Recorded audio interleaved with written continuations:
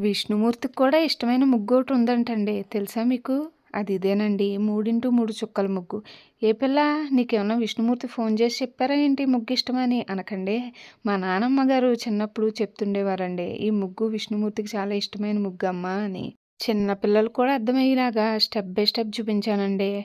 అన్నట్టు చెప్పడం మర్చిపోయానండే, ఈ ముగ్గుతో పాటు దీని తర్వాత 7 చుక్కలు సరిచుక్క ఒకటొచ్చే వరకు దీపాల ముగ్గు కూడా పెట్టాను చూడండి. అది కూడా చాలా బావుంది.